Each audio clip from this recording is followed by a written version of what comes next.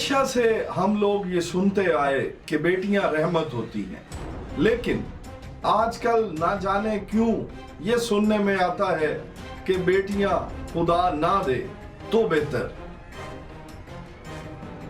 सियालकोट की तहसील है डस्का और डस्का का ये गांव है दीदोवाली।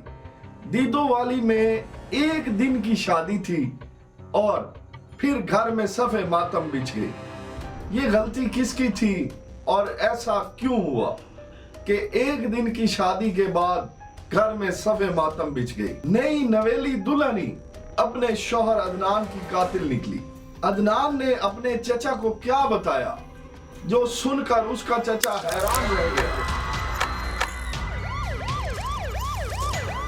शादी की पहली रात ही अदनान को जब ये पता चला या महसूस हुआ कि मेरी बीवी मुझसे पहले भी किसी के साथ ताल्लुक में रह चुकी है, तो अदनान पर यह लम्हा बहुत मुश्किल था। लेकिन जैसे तैसे कर अदनान ने सुहाग रात की ये रात तो गुजारी।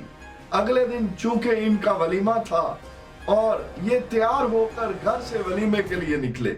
वलीमा पर जाने से पहले अदनान ने अपने चचा को अपनी ही सुहाग रात के बारे में जो बातें बताई, उसके चचा ये सुनकर परेशान हो गए। अदनान ने उसे बताया कि मेरी बीवी मेरे साथ शादी करके खुश नहीं है और मुझे ऐसा लगता है जैसे मेरी बीवी का मुझसे पहले भी किसी मर्द के साथ ताल्लुक रह चुका है। सब कुछ जानकर भी अदनान अनजान बन गया और घर से वलीमे की तैयारी कर वलीमे के लिए निकल पड़े। सब कुछ ठीक था, शादी हाल में वलीमा हुआ और बिल्कुल खैर व आफियत से तमाम मेहमानों ने ये वलीमा गुजारा। अब वलीमे की ये रस्म खत्म होने के बाद ये लोग वहां से घर के लिए निकले। जो ही अदनान और इसकी बीवी अपने घर के सहन में दाखिल होते हैं तो पीछे से 125 पर दो नौजवान जो इन्हें ललकारते हैं और अदनान को बुलाते हैं। अदनान जो ही इनकी तरफ देखता है तो ये अदनान पर फायर कर देते हैं और अदनान मौके पर ही गिरता है और जा बहक हो जाता है। 125 पर सवार ये दोनों नौजवान मौका से फरार हो जाते हैं। अब सब लोग इस बात को लेके परेशान थे कि अदनान को आखिर किसने मारा और क्यों मारा। अदनान के घर वालों की जानिब से पुलिस को कॉल की जाती है। पुलिस जाए वकुआ पर पहुंच जाती है।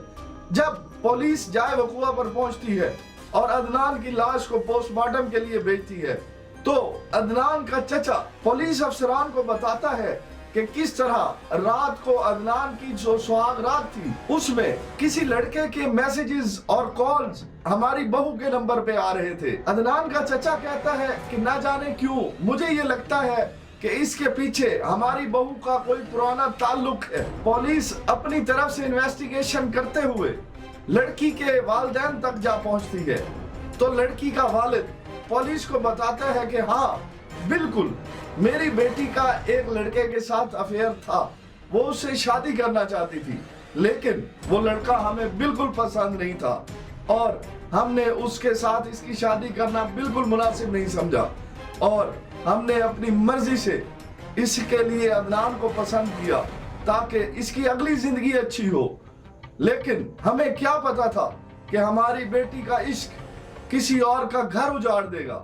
सवाल पैदा होता है कि जब इस्लाम इजाजत देता है कि वालिदैन को चाहिए कि जब भी वो अपने बच्चों की शादी करने लगे तो उनसे पूछे, तो फिर ऐसा क्यों किया इस लड़की के वालिदैन ने। अगर ये लोग ऐसा ना करते तो शायद अदनान आज इस तरह कत्ल ना होता। बहुत से बुजुर्ग जब बातें करने बैठते हैं तो बताते हैं कि पहले की लड़कियां ऐसी होती थी कि जहां उनके माँ बाप उनकी शादी कर देते थे वो वहीं जिंदगी गुजार देती थी। बेशक उनका शौहर उनको पसंद होता था या नहीं होता था, लेकिन वो माँ बाप की भाइयों की इज्जत के लिए सारी जिंदगी शराफत से गुजार देती थी। लेकिन अब ऐसा माहौल बन चुका है कि अगर आप लोग अपने बच्चों की शादी करने जा रहे हैं तो ये खास ख्याल रखें कि आप अपने बच्चों से पूछ लें। ये ना हो कि आपके बच्चों की ख्वाहिशात की वजह से किसी और के बच्चे बिस्तर मर्ग पे पहुंच जाए। जब पुलिस को लड़की के वालिद ने सारी हकीकत बता दी तो पुलिस ने 24 घंटे के अंदर इन दोनों किलर्स को गिरफ्तार कर लिया और ये लोग अब पुलिस की हिरासत में हैं और शायद ये अपनी अगली जिंदगी भी पुलिस की हिरासत में ही गुजारेंगे।